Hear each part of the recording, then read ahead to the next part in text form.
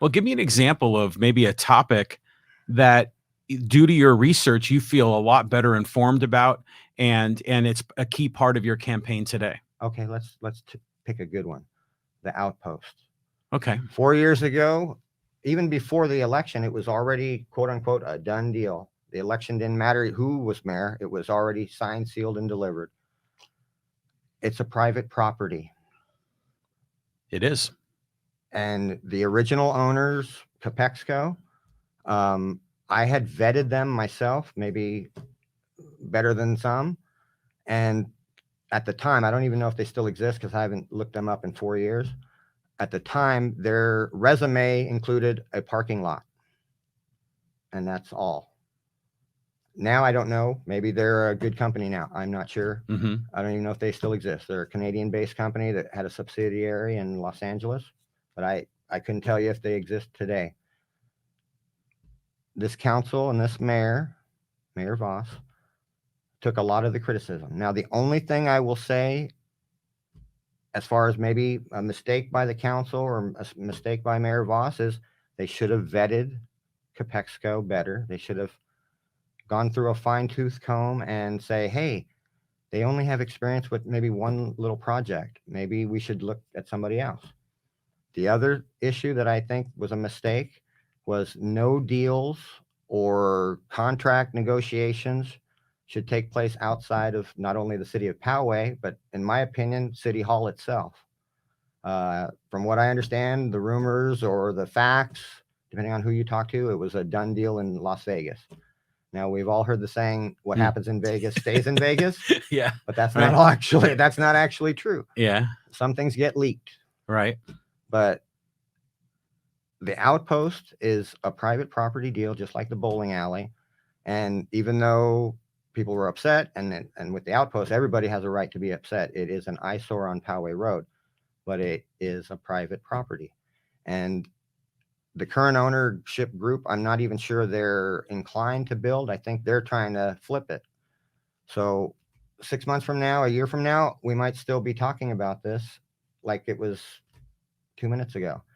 But in the meantime, I can just tell you, if I'm fortunate enough to be elected mayor, I'm going to take a more proactive approach with whoever the ownership group is. And I can't technically force them to do anything. But sometimes when you offer advice and maybe you have a little clout, maybe things move a little faster. Now, I know, let's say tomorrow, everybody's ready to do something with the Outpost. It's still going to take probably close to a year with all the permits and zoning codes that need to be redone. And even before that, a company has to come to city council one day and say, we'd like to do it this way. And then Mayor Voss and the 4 council members will see if it appeals to them, and they might offer recommendations or concessions one way or the other. And then it might be approved. And then you're going to have to look at basically about a year or so with permits and zoning laws and everything. Right. So my prediction is it could be January 1st, 2024 before the golden shovels come back. The golden shovels and the hard hats. And the hard hats. And we don't even know if January 1st, 2024 is even accessible. Yeah, because they've got to sort it out. You know, like you said, there's been, the company went bankrupt again. I don't know the detail, but someone's got to step up to the plate, take ownership, decide they're going to want to make the project and complete it. But one of the things that I learned is that, you know, obviously the problem they had is when they dug the 2 stories down for the parking garage, which sounded like a cool idea in the beginning.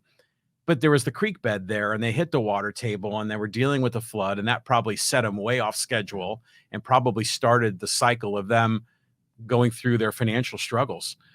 But they didn't do an EIR, did they? Did they properly vet that? Well, I had asked that question multiple times at council meetings, and I did get an email from, I believe, I don't know if it was from an actual council member or a staff member, but they had labeled the environmental impact report for the Outpost as the whole Poway Road specific plan. And in all sincerity, the EIR for the PRSP is basically the thrift shops and the bowling alley from Fairfield. But I guess, legally speaking, they included it all the way down Poway Road to include the Outpost. Now, I don't know if that was a mistake. Could be. But one thing about the Outpost, and we talked about it 4 years ago, was I was against the underground parking to begin with. Mm. I even mentioned that at the GVCA forum at Painted Rock Elementary 4 years ago. Mm-hmm. My biggest fear, let's just say everything was good and there's an underground parking. My biggest fear is we live in California. Earthquakes are pretty common here, Yeah. from what I hear. Yeah, that's what I've heard And too. I always sincerely was scared that, my God, if there's a major earthquake, that whole structure could collapse and people could die. And that's what scared me in the first place. I remember you saying that Yeah. 4 years ago. And, you know, maybe in hindsight, maybe the water problem is a blessing in disguise, because let's say everything was smooth, perfect. People were living there right now. There was a gym to go work out and then have a beer after. Yeah. And tomorrow's there's a major earthquake. We might be having a horrible tragedy. So maybe the bad digging in the water, hey, it could be a blessing in disguise.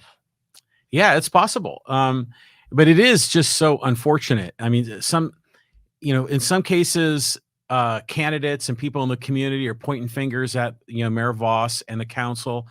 In other circumstances, you could say it was just a terrible luck, that the developer ran into all these challenges. Now, you could say, well, maybe they didn't do their homework and didn't prepare properly. But the end result is that we've got a hole in the ground on Poway Road. It's an eyesore. And is the sidewalk even open there, or did they? I think it is, because a lot of people complained about that. Yeah. I know, a few people at city council used to talk about the sidewalk. So I think you can still walk there, but why would you? Well, yeah. Why would you? Yeah. But well, I'm sorry. Go ahead. One thing I wanted to say is, and I did this a couple times at the council meeting, because I often talk at the council meeting. You do? Yeah. I see you. I see the video. And I've even been criticized for talking, because apparently that's not enough to some people. But I think it's good to talk at a council meeting, and I wish more people would do that, number one. Mm-hmm. But I used a little bit of my former comedian a couple times when I had referenced at a council meeting. If one didn't know there was going to be water issues at the Outpost, one only had to look at the last tenant on that parcel of land, which was Poway Irrigation. Yeah, I remember that. And we talked about that, where I even said, oh, I feel bad because maybe I should have bought a few more sprinklers over the years. I remember that was like a really old school irrigation shop that had been around for a long time. Yeah. Wasn't there like a really big tree there? Yeah, I believe so. And then the old office building for the chieftain. Yeah. They used to have their printing presses in there back at one time.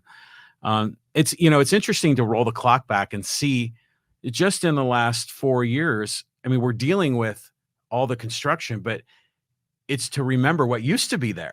Sometimes we kind of forget about some of that. Yeah. But to your point, it's interesting because it is private property, right? It's not like the city council can, sort of jump in and be the construction manager, the property manager, the architect, and they can't do it. It's like, for example, like some people are good with cars and some don't know anything. So if your car's not starting, chances are you're going to take it to the mechanic, and the mechanic's going to supposedly fix it. Mm-hmm. But let's just say he totals your car even worse. Is it your fault? I mean, you relied on the expertise of others, an auto mechanic. And I think even the council have relied on the expertise of engineers and developers, and they get the blame sometimes. Well, I think one angle of blame, and I think you mentioned it earlier, is that, to use the analogy, maybe they picked an auto mechanic that only had worked on one car and only worked on the trunk. That's why you always need to vet. You got to vet them. Yeah, that makes sense.